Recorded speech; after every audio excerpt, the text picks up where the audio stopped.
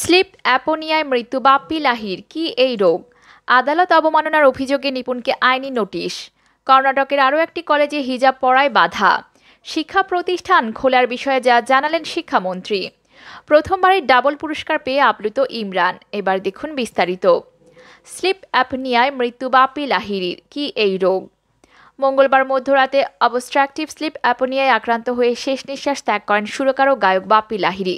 এই রোগে অক্সিজেন সরবরাহ বন্ধ হয়ে গেলে মৃত্যু অবধারিত। এছাড়া শ্বাস প্রশ্বাস স্বাভাবিক না থাকলে অনেক জটিল সমস্যা দেখা দেয়। আমরা ঘুমিয়ে গেলেও আমাদের শ্বাস প্রশ্বাস ক্রমাগত নিয়মতান্ত্রিকভাবেই চলতে থাকে, কারণ আমাদের মস্তিষ্কের রেসপিরেটরি সেন্টার সবসময় কাজ করতে থাকে। তবে ঘুমের মাঝে শ্বাস প্রশ্বাস বন্ধ হয়ে যাওয়ার মতো জটিল সমস্যা কারো কারো দেখা দেয়। এটিকে স্লিপ অ্যাপনিয়া বলা হয়।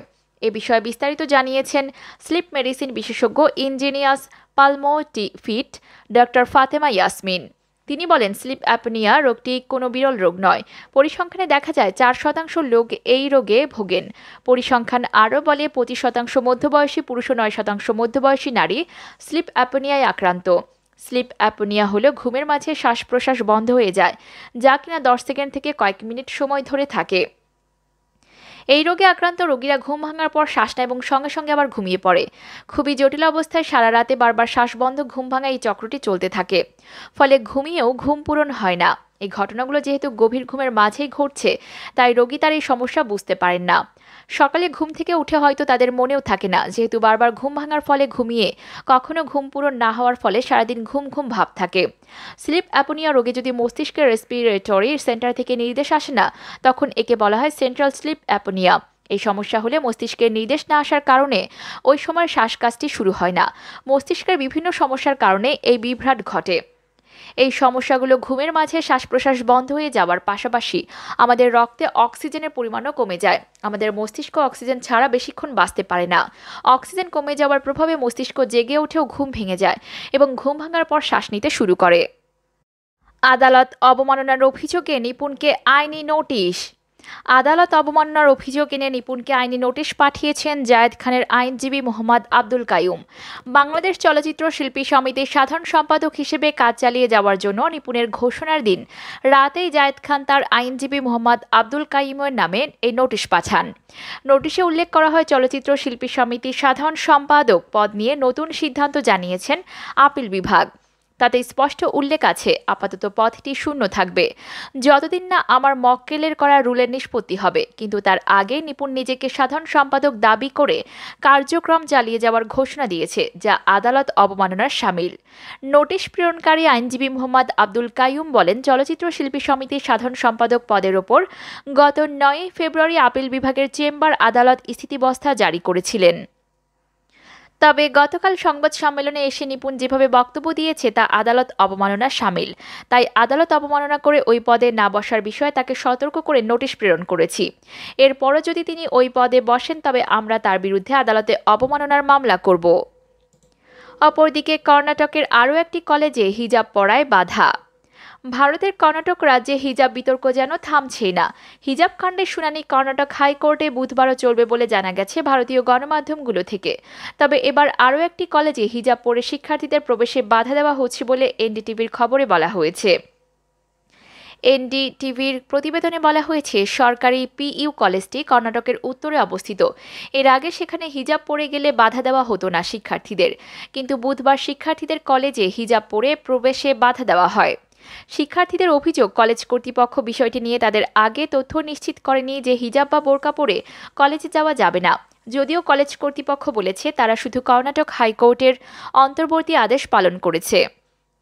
8 ফেব্রুয়ারি থেকে মান্ডোর প্রি ইউনিভার্সিটি কলেজে উগ্র হিন্দুত্ববাদীদের সঙ্গে মুস্কান খানের মুখোমুখি হওয়ার ভিডিও সামাজিক যোগাযোগ মাধ্যমে ছড়িয়ে পড়ার পর আলোচনার ঝড় ওঠে। হিজাবের পক্ষে বিপক্ষে হয়েছে দেশটির একাধিক রাজ্য। বিষয়টি গড়িয়েছে আদালত পর্যন্ত।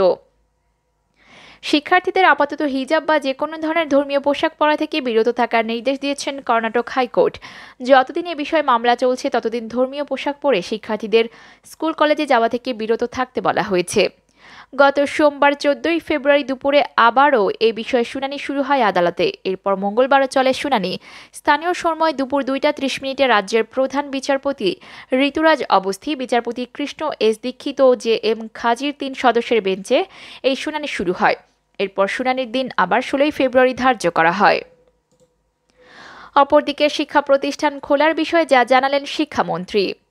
চলতি মাসে শিক্ষা প্রতিষ্ঠান খুলবে বলে জানিয়েছেন শিক্ষামন্ত্রী দীপু মনি। স্কুল কলেজ খুলে স্বাস্থ্যবিধি কঠোরভাবে মানতে হবে বলে হুঁশিয়ারি দিয়েছেন তিনি। দুপুরে চাঁদপুর জেলা প্রশাসকের কার্যালয়ে নবনির্বাচিত চেয়ারম্যানদের শপথ গ্রহণ অনুষ্ঠান শেষে সাংবাদিকদের তিনি একথা জানান। তিনি বলেন, আজ রাতে জাতীয় পরামর্শ কমিটির সঙ্গে সভা আছে। পরামর্শ কমিটির সঙ্গে করোনা পরিস্থিতি পর্যালোচনা করে সিদ্ধান্ত নেওয়া হবে। নির্ধারিত তারিখ বলতে না পারলেও চলতি মাসে শিক্ষা প্রতিষ্ঠান খুলে দেওয়া হবে। শিক্ষামন্ত্রী জানান, করোনা পরিস্থিতি বিবেচনায় যেভাবে যতটুকু ক্লাস নেওয়া সম্ভব ততটুকুই নেওয়া হবে। সদ্য এইচএসসি পরীক্ষায় উত্তীর্ণ শিক্ষার্থীদের উদ্দেশ্যে দীপু মনি বলেন, যত সংখ্যক শিক্ষার্থী এইচএসসিতে উত্তীর্ণ হয়েছেন তার চেয়ে বেশি আসন রয়েছে, তাই শিক্ষার্থীদের ভর্তি হতে কোনো অসুবিধা হবে না। তিনি বলেন, যারা এইচএসসি পাশ করেছে তাদের সবাই বিশ্ববিদ্যালয়ে ভর্তি হতে পারে না, অনেকেই কারিগরি শিক্ষায় চলে যায়, অনেকে কাজে যোগদান করে। আমি মনে করি যারা কৃতকার্য হয়েছে তাদের অনেকেই কারিগরি শিক্ষায় শিক্ষিত হয়ে দেশ বিদেশে অনেক ভালো কর্মসংস্থানের ব্যবস্থা হবে। অপরদিকে প্রথমবারে ডাবল পুরস্কার পেয়ে আপ্লুত ইমরান। 2008 সালে সেরা কণ্ঠ প্রতিযোগিতার মাধ্যমে সঙ্গীতাঙ্গনে অভিষেক সঙ্গীত শিল্পী ইমরান মাহমুদুলের। এরপর স্বপ্ন আর শ্রমের মিশেলে ধীরে ধীরে নিজেকে সামনে নিয়ে যেতে থাকেন তিনি। এক সময়ে হয়ে ওঠেন দেশের সবচেয়ে জনপ্রিয় গায়কদের একজন। উপহার দিতে থাকেন একের পর সব হিট। এবার রাষ্ট্রীয় স্বীকৃতি যোগ হলো ইমরানের প্রাপ্তির ভাণ্ডারে। গতকাল ঘোষিত জাতীয় চলচ্চিত্র পুরস্কার 2020-এ একসঙ্গে দুটি ক্যাটাগরিতে পুরস্কার জিতেছেন এই গায়ক। এতে শ্রেষ্ঠ নির্বাচিত হওয়া সিনেমা বিশ্বসুন্দরী গানের জন্য গায়ক ও সুরকার বিভাগে দুটি পুরস্কার পেয়েছেন ইমরান। প্রথমবার এমন স্বীকৃতি, তাও আবার একসঙ্গে ডাবল। এমন প্রাপ্তিতে বিস্মিত আপ্লুত এই শিল্পী।